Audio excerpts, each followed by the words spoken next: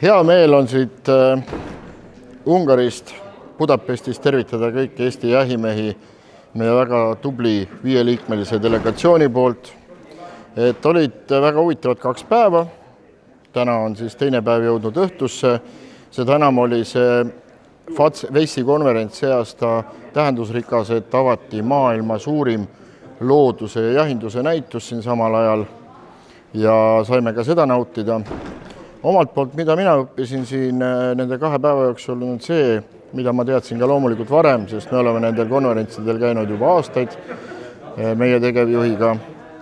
Et see, kui me tahame sellist toredat populatsiooni, mis meil on Eestis ja loomulikult ka teistes Euroopa Liidu riikides pärandada oma järeltulevatele põlvedele, siis me saame seda teha tegelikult läbi väga hästi korraldatud jahinduse. See võib tunduda imelik, aga nii see on ja need sõnad kõlasid ka siin väga paljude ettekannete juures.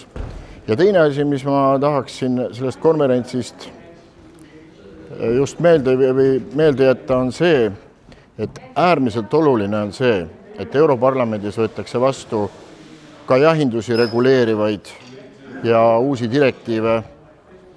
Ja väga tähtis on just see pool, et ükski selline regulatsioon ega direktiiv ei saaks niimoodi otsustatud või allkirja, kui sinna ei ole kaasatud jahimehi.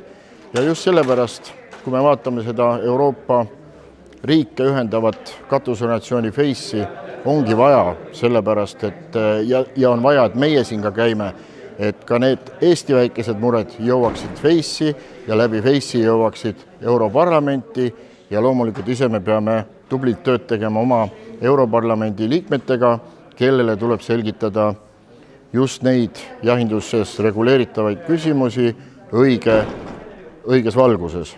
Et see on meie eesmärk olnud alati, kui me oleme nendel konverentsidel käinud ja kindlasti tulevikus peab nende edasi käima, et võib-olla me liialt vähe oleme tähtsustanud seda, aga tegelikult me iga konverentsiga saame jälle targemaks ja näeme, et Eesti esindus peab siin alati kohal olema. Aga kõikidele Eesti jahimeestele ilusat jahihooaja algust, et veel mõned päevad ja meie ühisjahid 1. oktoober ja meie jaoks väga püha ja tähtis kuupäev on kohe kätte jõudmas. Tervitusi teile kõikidele siit!